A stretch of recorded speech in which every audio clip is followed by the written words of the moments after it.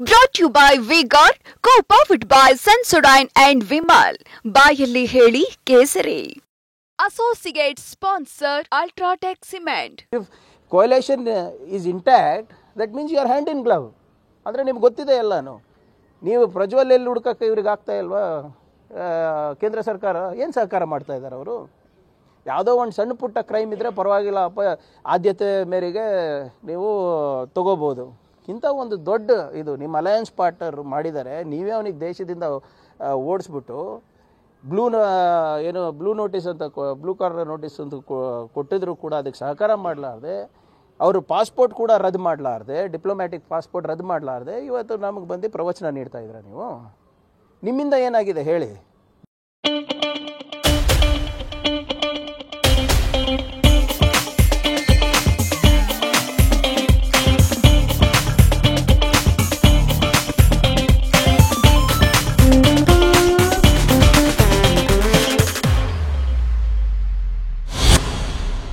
ಬಿಜೆಪಿಯವರು ಸ್ಪಷ್ಟವಾಗಿ ಹೇಳಿ, ಈ ಪ್ರಕರಣ ಹೊರಗೆ ಬಂದಾಗಿಂದ ಇಂಥ ಒಂದು 3 ಕಠಿಣವಾದಂಥ ಕ್ರಮ ನಾವು ತಗೊಂಡಿದ್ದೇವೆ ಅಂತ ಹೇಳಿ ಏನು ಮಾಡಿದ್ದಾರೆ? ಕಠಿಣ ಕ್ರಮ ಏನಂದರೆ ಒಂದು ಸೀಟ್ ಬಿಟ್ಕೊಟ್ಟಿದ್ದವರಿಗೆ MLC ಚುನಾವಣೆಯಲ್ಲಿ ಅಷ್ಟೇ.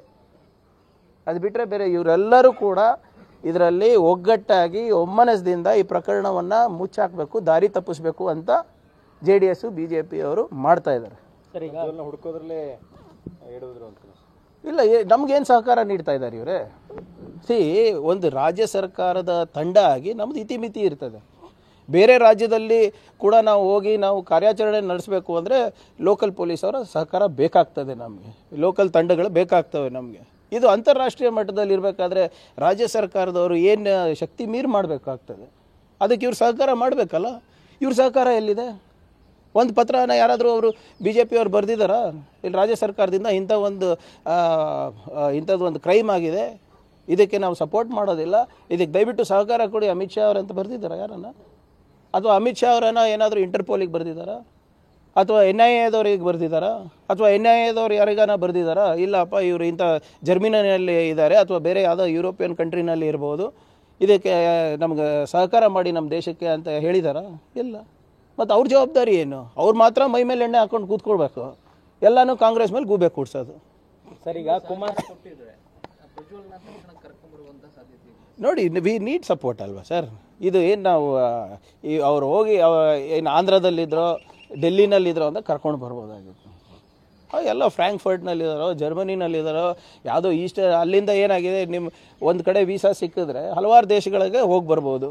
ಅಲ್ಲಿ ರೋಡ್ ಅಲ್ಲಿ ಅದು ನಿಮ್ಮದು ಟ್ರಾನ್ಸ್ಪೋರ್ಟೇಷನ್ ಒಂದು ದೇಶಕ್ಕೆ ಇನ್ನೊಂದು ದೇಶದ ವೀಸಾ ಅಪ್ರೂವಲ್ ಸಿಗುತ್ತೆ, ಆರಾಮಾಗಿ ಸಿಗುತ್ತೆ. ಅದಕ್ಕೆ ಕೆಲವು ದೇಶಕ್ಕೆ ವೀಸಾನೂ ಬೇಕಾಗಲ್ಲ. ಜರ್ಮನಿ ವೀಸಾ ಇದ್ದರೆ ಹಲವಾರು ಸುತ್ತಮುತ್ತ ದೇಶಗಳಿಗೂ ಹೋಗ್ಬಿಡ್ಬೋದು ವಿತೌಟ್ ದೇರ್ ಕಂಟ್ರಿ ವೀಸಾ. ಈಗ ಮಾಡಿದರೆ ಹೇಗೆ ಗೊತ್ತಾಗುತ್ತೆ ನಮಗೆ? ಈಗ ಬೇರೆ ದೇಶದ ಸಹಕಾರ ಬೇಕಾಗಿದೆ ಅಂದರೆ ಲೋಕಲ್ ಪೊಲೀಸ್ ಅವ್ರದ್ದು ಇರ್ಬೋದು, ಅಲ್ಲಿನ ಇನ್ವೆಸ್ಟಿಗೇಷನ್ ಏಜೆನ್ಸಿಗೆ ಇರ್ಬೋದು, ಅದಕ್ಕೆ ರಾಜ್ಯ ಸರ್ಕಾರದಿಂದ ಮಾತ್ರ ಸಾಧ್ಯನಾ? ಇಲ್ಲಿ ಮೇಲಿನ ಕೇಂದ್ರ ಸರ್ಕಾರ ಅವರು ಕೂಡ ಅನುಮೋದನೆ ಮಾಡಿ ಹೌದಪ್ಪ ಜಾಯಿಂಟ್ ಆಗುವಂತ. Brought to you by V-Guard, co-powered by Sensodyne and Vimal. ಬಾಯಲ್ಲಿ ಹೇಳಿ ಕೇಸರಿ. Associate sponsor Ultratech Cement.